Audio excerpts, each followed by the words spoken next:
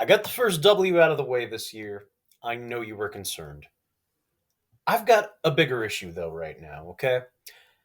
Much was made about Van Jefferson versus Kadarius Toney. It seems that both owners have simultaneously given up. So who wins? We need this settled. I hate a disappointing ending. It's gonna eat up at me. I don't like it. You two hash it out, okay? Van versus Kadarius. Legendary first name showdown. All right, week 4. We're starting to get a feel for how roles and role players and some of these different offenses are going to look. And yeah, we'll see some shake 'em ups in the coming weeks. Suspensions are coming or uplifting. If you are, Alvin Kamara, uh, IR stints are going to be ending, hopefully, if you are Cooper Cup and some other people out there. So, yeah, things will move a little bit in the next week or two, but I think we're starting to get a pretty good idea of where those players are and what they offer. Um, it's still safe to say that offense as a whole is kind of out of whack, though, right? Um, yeah, it's just not great. Even after last week when we had like 3 big blowout wins, the Dolphins put up 70, the Chiefs put up 41, the Bills put up 37, something like that. Um, those teams all spread it around. We didn't really see any huge splash numbers, at least not from starters or guys you'd really expect. I'm sure some Mo probably started Devon A. Chain. It wasn't me. But let's be real. That person was probably operating on sheer luck or desperation, one or the other. Not actual fantasy insight. That just doesn't happen. Uh, they'll play it up like they did, though. Guarantee that. Dickhead. Anyway, to illustrate my point about offenses, the top 30 from last week's games in our league, the scorers between offense and defense are split nearly down the middle. 13 defense, 17 offense. Um, really, it's 13 with an asterisk, though, because, and I have to call this out again because it's just wild. Rashid Shaheed finished in Brian's top 3 points with 16.3, and he was played as a starting wide receiver. However, Rashid Shaheed, starting wide receiver, did not catch a goddamn pass, and he still put up 16.3 points with kick and punt return yardage and a touchdown. So, really, that makes him like a defense special teams player. So, the split is 14 to 16, offense and defense. There you go. Herbert finished the week as QB1. He wasn't outscored by any IDP players. Tua finished the week as QB2. He was outscored by 3 different IDP players. And then, of course, even if you just go down to like QB4, QB5, those guys were outscored by more and more IDP players. Um, yeah, it's IDP season, guys. Embrace it. Okay, tell all your friends. Jump on board. Um, Devon Achan, whatever. I'll respect Achan. Um, played 1 game. He's RB4 now. Tank Dell. He's wide receiver 10. You see what I'm putting down? It's just a weird down year for offense, whether you want to chalk it up to injuries or whatever else. And yeah, you got to pivot. So we pivot to the defense. It's fun. I really enjoy it. It's a lot of fun. Anyway, side mission. We had a side mission. Last week's side mission was all I do is wean, wean, wean, no matter what. And let me tell you, the winner of this one actually wasn't quite a winner. They had to go down to a tiebreaker after some independent consultation, a little bit of research and number crunching, uh, all double blind, of course. There's no what you would call favoritism here. I came up with a tiebreaker, and it was winners on the bench. Very creative, I know. But winners on the bench tilted it to B Money, Brian, the anonymous new guy in the league that none of you believe actually exists because he refuses to get his ass on a phone call or anything with me to do a video. So Brian edged out Carl to win this week's side mission. Both had 11 players on winning teams. Brian had 5 winners on his bench. Carl had 4 winners on his bench. So, congrats to Brian on what might be his only win this year. So, kudos to him. Naturally, we do have another side mission. So, let's spin the wheel, see what we have cooking. Have I told you how much I like this part? Air raid. Oh, total receiving yards. We'll call that an air raid. Perfect. So, receiving yards, wide receivers, tight ends, running backs. We'll tally up receiving yards for all of those starters, and we'll figure out who ran a proper air raid. Beautiful. I'm excited. Are you excited? I'm feeling it. All right. Last week, when I was 0-2, I talked about not making any panic moves, right? And what did I do?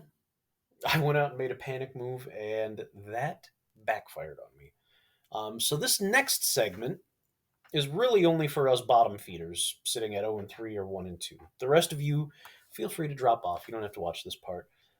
Daddy's going to discuss a little bit of inside football, inside baseball, whatever. It's football season. It's inside football now. So yeah, I'm going to talk about my process for waivers, how I got my swagger back. Feeling a little bit loose in the hips now, you know what I'm saying? Yeah, all right. It's not a brag session, okay? Trust me, I've got 1 win. It's nothing to brag about. But yeah, maybe just think of this as a would have, could have, should have sort of thing, and we might try and do this throughout the rest of the year just to kind of see how it went. So, leading things off, as I mentioned, my panic move that I'm not proud of. I got bored watching Kyle Hamilton put up 3.5 points a week. Okay, week 1 was one thing. Week 2, when it happened again, I got that itch. I had to pull the plug. So I went out and I dropped Kyle Hamilton for something called Jason Pinnock. Yeah, I did that. The Ravens also got bored watching Kyle Hamilton stand 10 yards back from the line of scrimmage. And so what they do, they changed it up. They sent him on some blitzes. And sure shit, that guy got 3 sacks, a 31-point day. Big loss on my part. However, there's another loser in this, and that is Matt, who picked up Kyle Hamilton and let him sit on his bench. So, bad moves all around, except for, I guess, the Ravens, who made a good thing. Made a good move and sent the guy towards the ball. So, that's fun. Just to kind of give myself a little bit benefit of the doubt, Pinnock was also a step or two away from a couple different sacks against the 49ers on Thursday night. And that's, very enjoyable for me because, man, I would love watching Brock Purdy eat some grass, but it didn't happen. Shit. All right. A move I wish I made. And I almost made this move like 3 different times. Yes, I went in. I actually clicked the acquire button, and then I went back in and I canceled it on 3 separate occasions. I had grown tired of watching Kayvon Thibodeau sit in my DL slot and do nothing.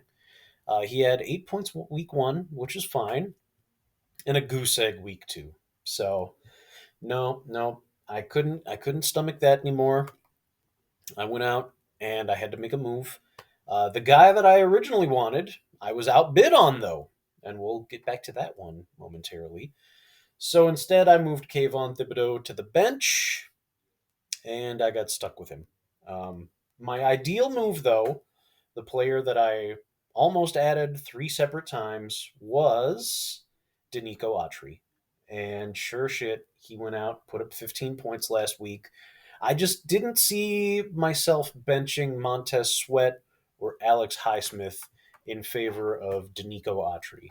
I wish I would have, because Highsmith and Montez Sweat combined for 1 point.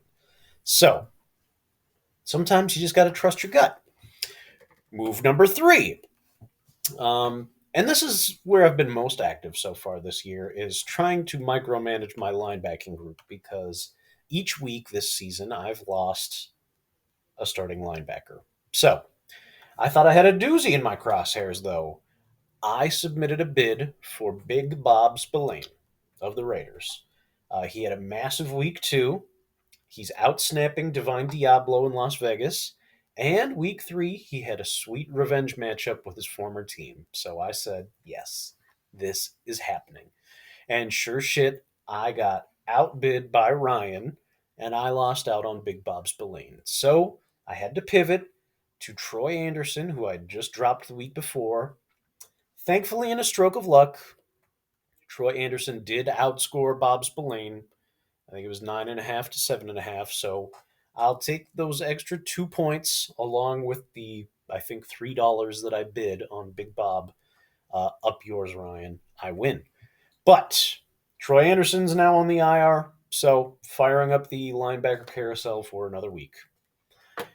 Anyway, last one. One more, okay? I had to nail at least one move this week. And this is the one that I did, okay? Sprucing up IDP slots. You got to churn out those bottom players, right? So, DB. Again, I looked at DB. I had Richie Grant, who is a guy I like, a guy who had a very good year last year. I think he finished as like DB9 last year. So, nothing really to sneeze at, right? But week two, he had a real clunker. It was like 3.5 points against the Packers. And it's a game that I actually watched when we were up at drafts in Crookston. And when the Packers were throwing the ball, Richie Grant was nowhere to be found. I think he's really just in the box playing the run. I think that's it. So if teams are going to throw the ball against the Falcons, Richie Grant apparently is not going to be very involved. So I made a move. I went with Dax Hill, who is now playing 100% of the snaps for the Bengals since they got rid of both of their safeties this offseason. And Dax Hill has been balling out of his mind. And that trend continued. He went for 17.5 points this last week. So I'll just have to ride that train until the wheels come off. And that's how the waivers work. You know, I just keep churning that bottom fifth of my starting roster. Hopefully, it's IDP guys. I don't want to cut a lot of my offensive guys. I'm still holding out hope that some of these rookie running backs and receivers kind of find a role. But 3 weeks into the year, we're starting to understand that maybe that's not the case. Um, I pulled the plug on JSN because he just ain't getting the ball. So, see you, bro. I ain't got time to wait and see if some Seahawks wide receiver is going to get hurt 3 weeks from now and you might step into starter snaps, you know? You just got to pull the plug. So, that's what I did. Yeah, maybe it's time to pull the plug on Christian Watson, right, Carl? He hasn't done anything. 3 weeks in, the dream is over. Just cut him, let him go. Yeah, that's where we're at right now. Okay. Quick look at the league, how things are stacking up. Fantasy Pros, uh, they've tweaked those power rankings. I had nothing to do with this. They have me at number 4 this week. Uh, I mean, sure, if that's what they think, yeah, fine. I'm okay being number 4 this week. Rest of season rankings on Fantasy Pros, I have moved back. Oh, come on now. One spot. I'm in number 5. So yeah, I'm feeling like my roster is solidly right in the middle, quite honestly. And we just kind of have to see how things shake out. Out at Espen, I'm still sitting at 7th. I don't know how often they update this though, because I feel like this looked the exact same last week. Be better, Espen. Come on. Any fun waiver moves that happened this week? Nothing really. I don't think I saw anybody drop any huge amounts of cash, which is always fun and exciting. I do see that Walker has been highlighting some trade wire players. Kudos to him. Oh, Josh Palmer went for $20. That makes sense. That tracks. Um, yeah, yeah. Players are moving. Things are happening. So let's see where we're at. Week 4. One nice thing about week 4, I did take a look at my matchup earlier, and Mr. Cody, I'll have a pretty good idea where I stand after tonight because he's apparently playing like 7 starters on Thursday night. So I do like knowing what I'm going to be up against the rest of the week when my opponent plays half of his team on a Thursday night. So hopefully you're in the same boat as I am. Good luck to the rest of you if you are not. Except not really, because here we go. I'm coming on a hot streak. It's going to happen. We'll catch you guys later. Bye.